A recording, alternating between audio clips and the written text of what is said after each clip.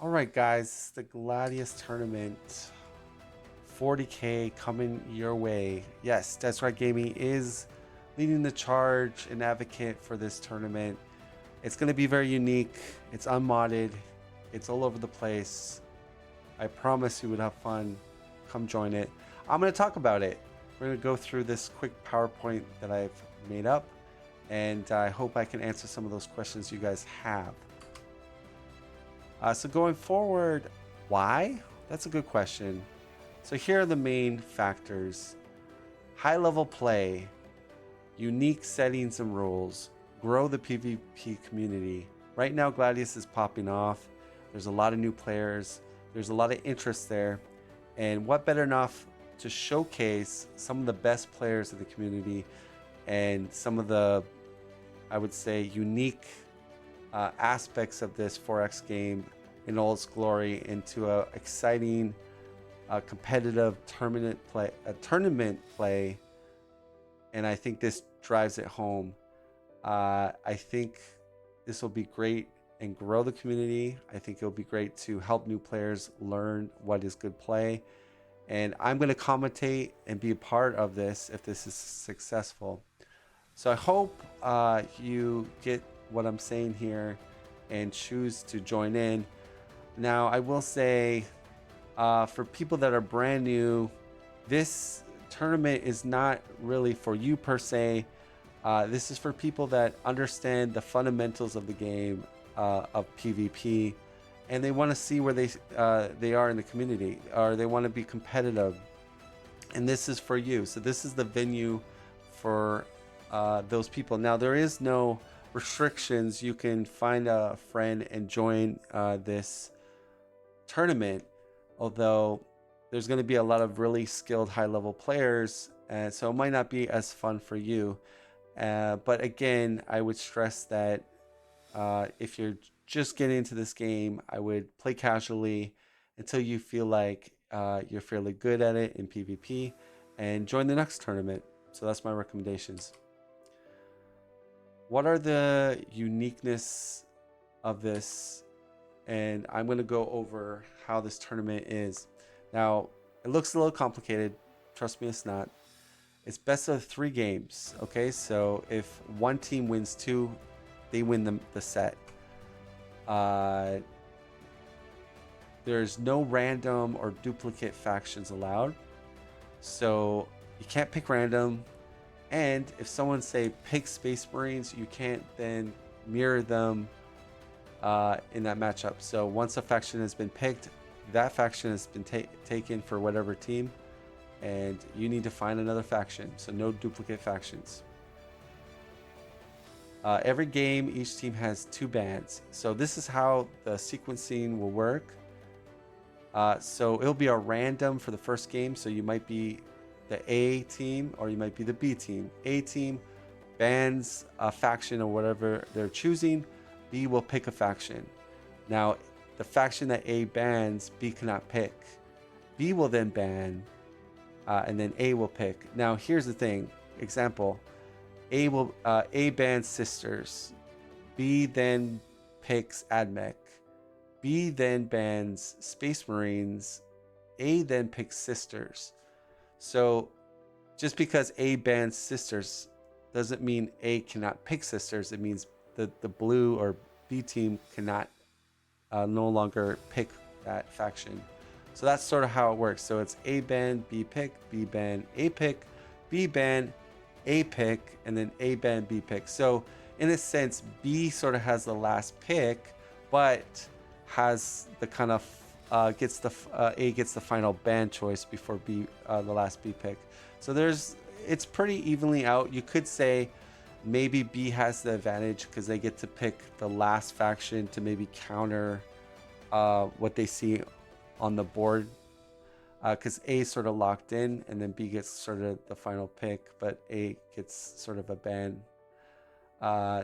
Anyways, the first game is random. I went over that, but the losing team can choose A or B. So whatever you like more, if you like being the A sequencing or the B sequencing, you can choose if you're the losing team.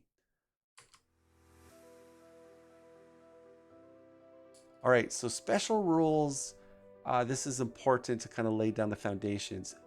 During sim turns, you are not allowed to take, capture enemy player outposts, or attack. So, if you really want to take a capture enemy outpost that's in your area or around your spawn, or shouldn't technically be around your spawn, but that does happen, you need to declare sim turns off. So when that happens, a couple things happens. First of all, any team can declare sim turns off. Generally speaking, usually want to do it when you have intentions to take an outpost, a capture outpost, or maybe attack. So when a team declares sim turns off, it's then turned off during the end of that turn, and then you add 2 turns to the current turn, and that's called the war turn. Example, sim turns is declared on turn 30. It gets disabled at the end of that turn, and war is then declared, typed in at turn 32. All right, so when this thing is happening, when you're transitioning into peace to war, there's no advancing or zoning allowed. Intentionally, you're allowed, to kind of reposition or retreat, but you can't advance onto the enemy or like aggressively, basically zone an enemy before the war pops off, because that is sort of an exploit or a bad mannerism, and it's not very fair in most cases when you're doing stuff like that. So most players understand that rule, but again, if you need more clarification, you can ask me, Descry Gaming, or John in the Discord. We could clarify that more for you. The next thing is going to be SM towers are not allowed to be used in sieging bases until turn 25.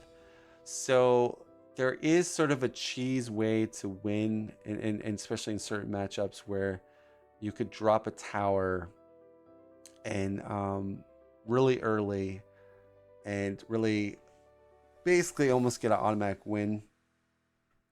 So I want to avoid that. I want to try to avoid super cheese, and deploying an SM tower before turn 25 is a very kind of cheesy way to kind of win.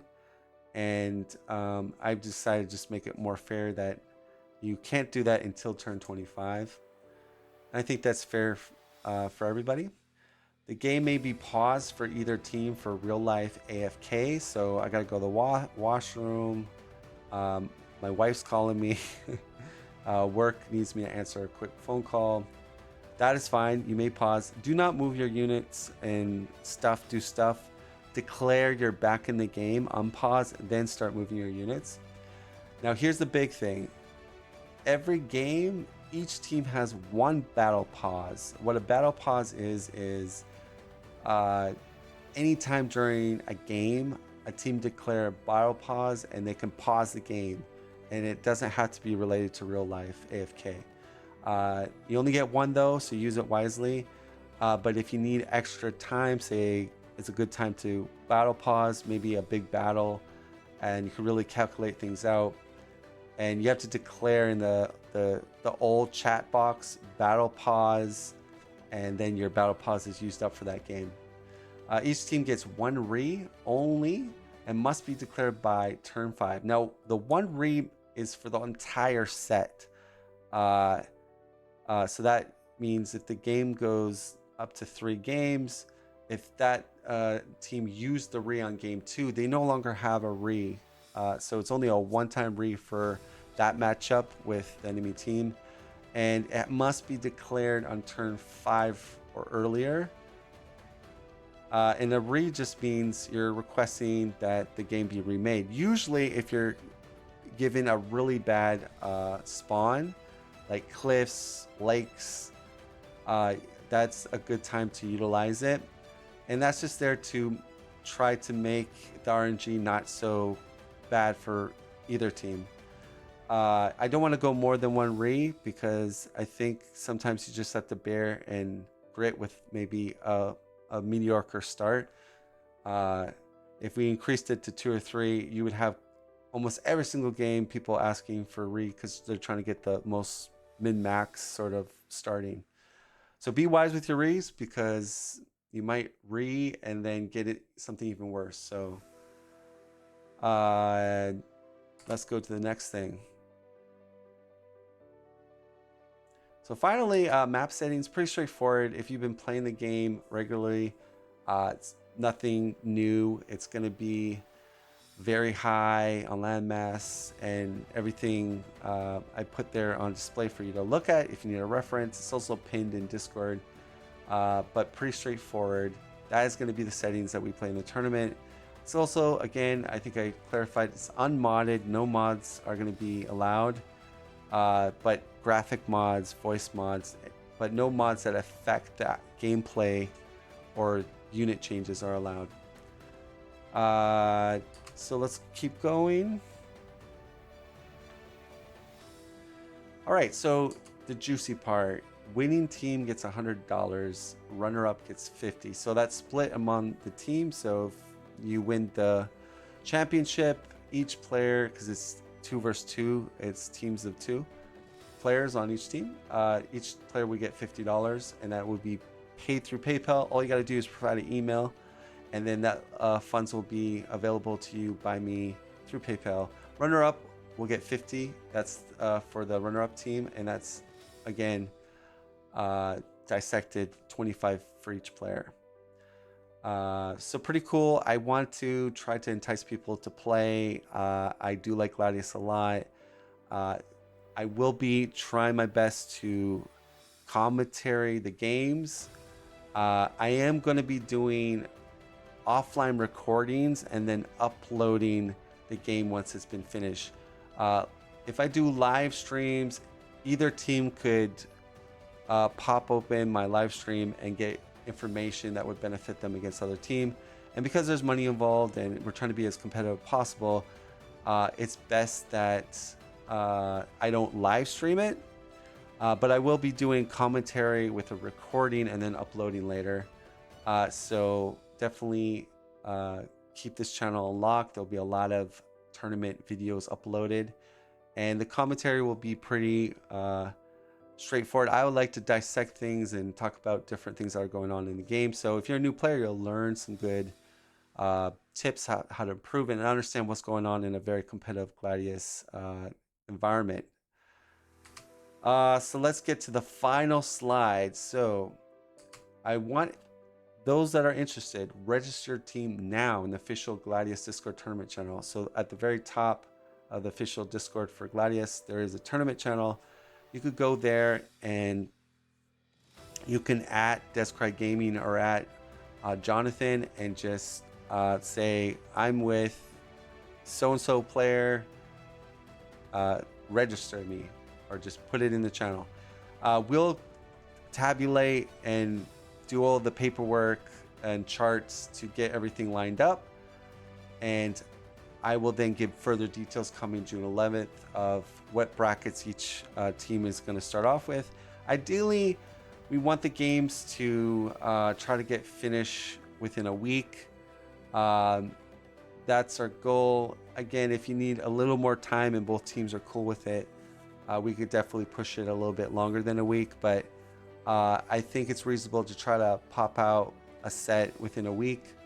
That'll help us keep it moving, so hopefully you guys can be good about that. Again, I am going to be kind of moderating sort of the tournament. Yes, I will be the one that will make sure no one's cheating, no one's trying to bend the rules or break the rules. I mean, obviously, I will try my best to keep it not as like super strict.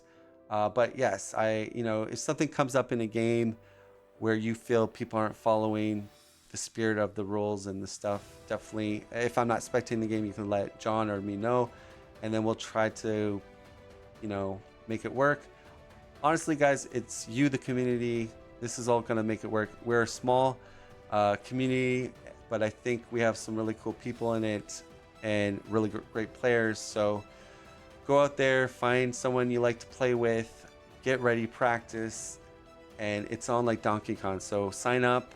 If you miss this deadline, that might stop you from getting into the pool to get the money. So try to do it before June 11th. And again, I will not be playing this tournament because I don't want any conflict of interest, but I will be sort of the main host organizing it, and also trying to upload the videos for it and doing live or not live commentary. Well, uploaded later commentary of these games. I won't cover every single game, but I'll try to cover the majority of them. And if you have any more questions, leave it in the comments and I will try to respond to this video. Thank you.